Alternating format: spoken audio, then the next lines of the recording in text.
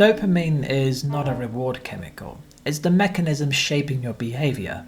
And I hope in this video to explain why you keep doing things that aren't good for you, why you avoid doing things that would benefit you, why habits persist despite effort and willpower, and why sometimes you don't feel the need to change at all. Video gaming, social media, adult content, or food addiction. Dopamine is a neurochemical transmitter that functions as a messenger in the brain and the nervous system. It reinforces learning and it drives motivation. If we didn't have dopamine, we would lose initiation, which is deciding to start something. We would lose effort, which is sustained energy during action. We would lose persistence, continuing despite friction. We would lose learning, updating behaviour from outcomes in the context of dopamine. We would still have signals for hunger and thirst. Dopamine isn't the reward chemical, it's not the pleasure chemical. You don't feel pleasure when you're chasing something. Think online shopping, for example, or video gaming. It's an excitation and an obsession. It's not necessarily a pleasure. Dopamine is a learning and motivation signal. It's involved in the anticipation of a reward, the expectation of a reward, and the pursuit of a reward.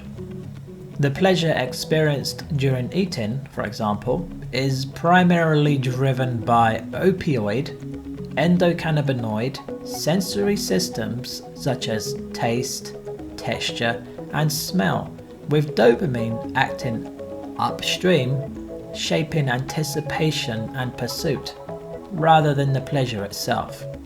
The actual pleasure we feel, the climax, happens during consumption of food. Dopamine only plays a very small part when consuming food. There are many instances in real life where dopamine has use, such as healthy food, exercise or movement, learning or skill building, creation, real social connection, or progress towards long-term goals. There are also activities that could be considered not good for us. Activities that involve chasing something, such as junk food and constant snacking, social media scrolling, pornography and content that is nearly pornographic, gambling, loot boxes, constantly checking your phone, endless entertainment consumption. It's all about the chase, the pursuit. That's dopamine's job. Dopamine is the contrast signal. What's the difference between this and the difference between that? It doesn't measure pleasure, it measures change relative to expectation. The brain learns what is generally good through prediction error. If something is better than expected, dopamine goes up, which translates to remember exactly what led to this. If something is worse than expected, dopamine goes down, translates to update the model, adjust behavior. In this scenario, our motivation to pursue goes down because your brain wants you to adjust direction. Dopamine is only concerned with whether something is good or not good. It can't unconsciously tell the difference. Like gambling all your money away, for example. It feels good, but it ends quite badly. Here's a real-world example. In an uncivilized environment, if I eat a piece of fruit from the ground and it doesn't taste as expected, probably because it's not fresh, right? I'm less likely to eat it again. Dopamine in that case has taken a hit downwards. Reinforcement is withdrawn. This is a normal use case of dopamine. If something is exactly as expected, means no update needed.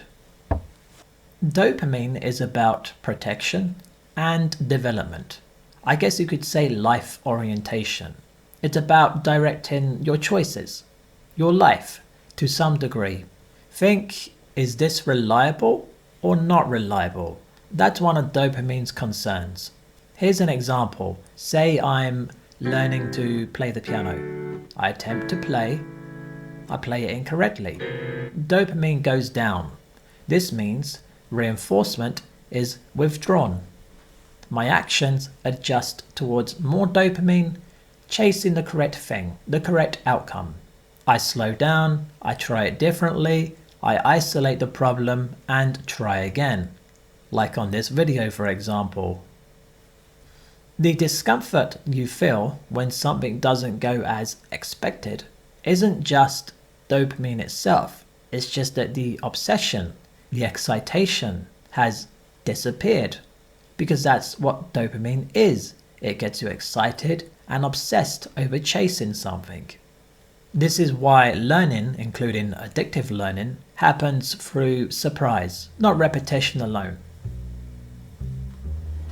When it comes to hyperpalatable food, the outcome of eating rarely feels worse than expected because processed food is quite consistent.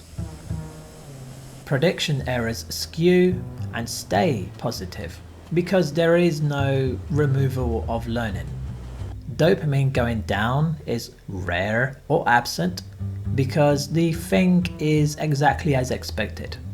Learning becomes biased towards repetition because the thing, the food, is reliable. Here's an example of reliability. The chocolate no longer needs to surprise you to be reinforcing. The cue, which could be our proximity to chocolate, someone says, "Look, over there, there's chocolate, go and get yourself some chocolate," is enough by itself to trigger motivation and approach because the outcome is already known and trusted. You've done it many times before. The system stops correcting itself and the addiction becomes self-sustaining. On top of this, ultra-processed food doesn't act on one system. It stacks dopamine learning, opioid pleasure, endocannabinoid amplification, and distorted satiety signaling from the gut into a single repeatable loop. You're handling conscious preferences on one side and unconscious preferences on the other side. Dopamine decides what is worth remembering. It doesn't store memories. It determines what gets encoded, how strongly it's encoded, or how easily it's retrieved later on. With little or no dopamine response, the memory goes away or fades away. When dopamine is involved, the memory enhances. Dopamine is not concerned with everyday, general, specific memories. It's more concerned with reinforcing habit. That's why anything that we have a preference for is easy to remember. Something very tasty, something very engaging. Anything that makes you want more. Whereas emotionally flat experiences do not drive habits. Dopamine prioritizes which experiences the brain learns from. It doesn't store memory. Food is just one domain where this becomes quite obvious. Dopamine binds cues, spelt C-U-E-S, to outcomes. It links sensory cues such as sight, smell, time, place, or even color, internal states such as stress, boredom, or fatigue, actions, and outcomes into a single repeatable loop. For example, if I typically eat dinner after coming back from work, cues along that route, like the smell from a bakery or a restaurant, become associated with eating. Over time, the smell itself predicts the meal. Just the smell activates anticipation and motivates action. That signal is called a cue. Cues can be two things, sensory or contextual. Sensory, smell, sight, sound, taste. Contextual, time of day, location, or a routine. Here's an example of contextual cues. The sun goes down and the temperature goes down.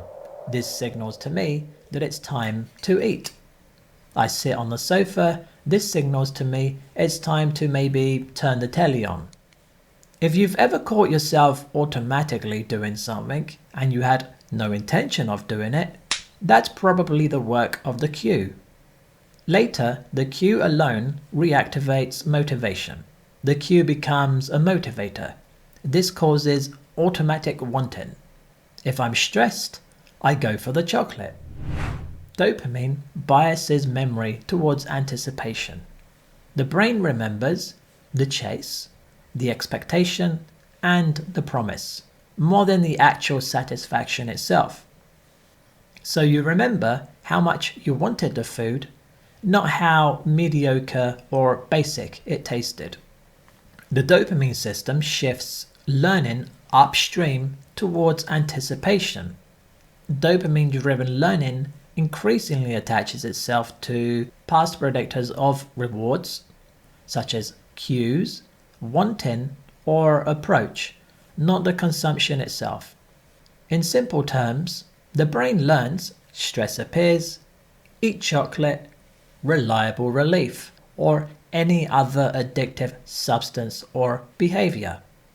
The brain preferentially stores the cue, sensory or contextual, stress, time of day, sight, or thought. The expectation/prediction, this usually leads to chocolate. The wanting, motivational pull, and approach drive. The promise of a reward, anticipated relief/pleasure, rather than the precise details concerning the evaluation of the outcome. This is why pursuit continues even as payoff declines. Here's what most people miss. Once the brain learns a reward is reliable, dopamine fires at the signal that predicts it, not the reward itself.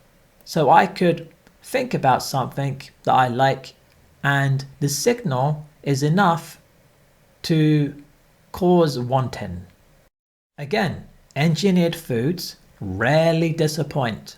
The brain receives little to no corrective signal. Behavior keeps repeating, reinforced by cues and triggers. Satiety suppression, the missing stop signal. In natural foods, dopamine rises alongside satiety signals. Dopamine and satiety go up at the same time. In hyper-engineered foods, dopamine spikes rapidly. Satiety signals lag behind or weakens because satiety is triggered by volume of food, by nutrient processing, by hormonal release, and this can happen from minutes to hours. On the biological side, the food simply hasn't amalgamated into the body. Whereas dopamine spikes happen very quickly, the stopping signal is weakened to counterbalance motivation. The brain interprets this as reward detected, objective not yet achieved. So behavior continues.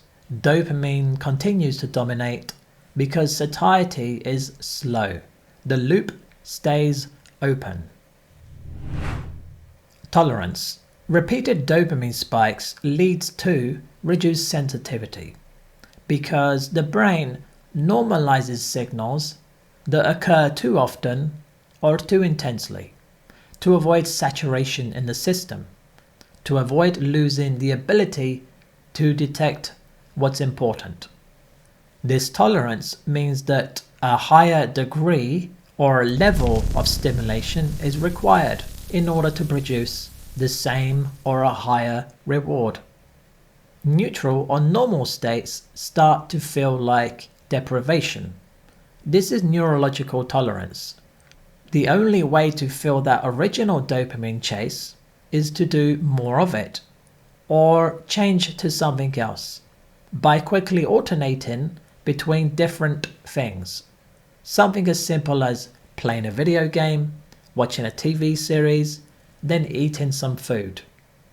Eating healthy one day, unhealthy the next day, and then repeating the whole process causes a dopamine chase.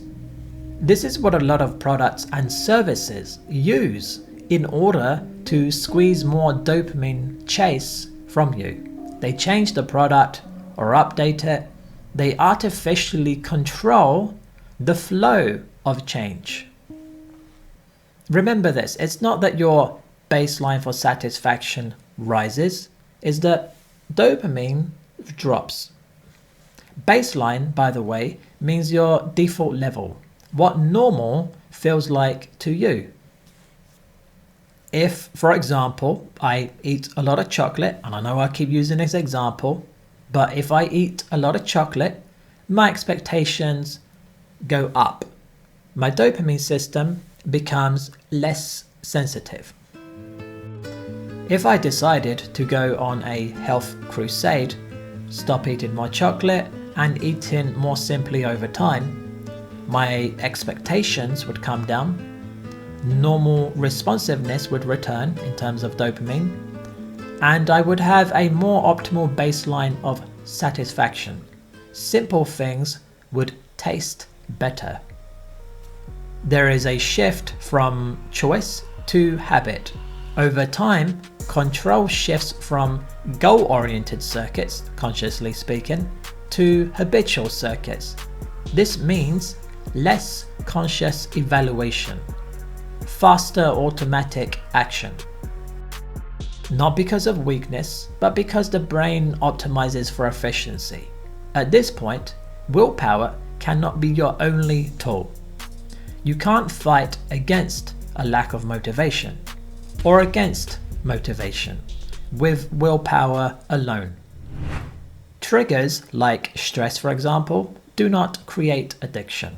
They activate an already primed system, a system that's already there. In a person who is not deep into a negative reinforced pattern or an addiction or a habit, someone whose dopamine circuits are tied to normal healthy things, the cue would register normally. You would notice the smell, the sight, or the motivating thought. The urge would rise very briefly. You would experience a transient motivational signal via dopamine for a short duration. The system would settle down in a normal way through satiety, through a meal that promotes satiety quickly and is sustained. The system would also settle down in a normal way through context. For example, I finish my lunch break at my place of work. Eating is no longer the most valuable action in this environment. The system would also settle down in a normal way through competing goals that dampen the hunger, work, relaxation, or fun. Triggers only work because dopamine signaling is distorted. Cues continue to fire as if the reward was still pending, even after eating, for example. Satiety is delayed. Fullness arrives late or weak. Habit loops are reinforced. Dopamine and repetition strengthens the cue to action link, allowing behavior to run automatically. So triggers only have the power over you when the system fails to settle down. Just remember this, when dopamine signaling is distorted, satiety arrives late, context loses authority, reinforced habit loops keep reactivating the cue. Essentially, the lock was built before the key existed. Dopamine detox. Dopamine isn't a toxin you can just flush out. You can't have too much of it. Removing stimuli or stimulants doesn't remove dopamine, it removes the inputs. Mechanistically speaking, here's how cues return. When you remove a stimulus, a food, a substance, or a mobile phone application, you're not removing the learning that dopamine has achieved, you're only removing the sensory inputs that would normally activate it. What remains intact is the learned cue reward association, the predicted value stored in memory, how good it is, the dopamine system's sensitivity to that cue. So the system is quiet, not reset, just pausing. If you've struggled with my explanations so far, and I don't blame you, here's an example that might help. Someone removes chocolate from their diet for a few weeks. No chocolate at home, no cues, the system stays quiet, paused. Then one day, they pass a shop window, or they see someone else eating chocolate. The cue, sensory cues, contextual cues, internal state cues like stress, cognitive cues, wouldn't that be nice to eat? The cue reactivates the stored prediction. Dopamine rises in anticipation, and the urge returns at full strength. Nothing had to be relearned. Cues don't come back stronger, they come back unchanged. And that's the problem. The flat mood and boredom that people feel during a so-called dopamine detox isn't recalibration, it's an understimulation of motivation systems. It's a flat line in stimulation, you could say. You don't run out of dopamine, deplete it permanently, or overuse it like a battery. What changes is sensitivity. We become sensitized to easy, high stimulation rewards and desensitized to difficult, meaningful rewards. In the context of dopamine, sensitized meaning this is something that dopamine believes to be good and has now become part of the brain, like an addiction. Desensitized meaning this is something that produces the same reward but not the same chase. You've become tolerant to it. You've built a tolerance. And of course, building tolerance for something that is intolerable, in my opinion, isn't generally a good idea. Personally, I would prefer to get rid of the issue rather than tolerating something. You can really start to see how many of us are running in automatic mode, unconsciously, and what impact that has on society. We're dealing with an external ecosystem that is self-sustaining and increasingly optimized to keep itself running in the name of profit, convenience, and normalcy. And an internal reward system that is ancient and efficient and doing exactly what it evolved to do. Triggers, stress, and environment do matter, but they act on a reward system that has already been shaped over time. Understanding the mechanism is the first step to understanding why this feels so hard to control and why it feels good. Chasing dopamine is like chasing a rainbow. It looks like a destination, but the closer you move toward it, the more it shifts. It only exists from where you're standing, and once you arrive, it normalizes and the next rainbow appears. We're all inside this system, pulled forward by anticipation, hoping the next thing will finally be the one. As awareness of health grows, as technology reshapes work, as time becomes more unstructured, we're likely to see new environments, new rewards, and new loops. This is how the system keeps you riding on a roller coaster that never ends.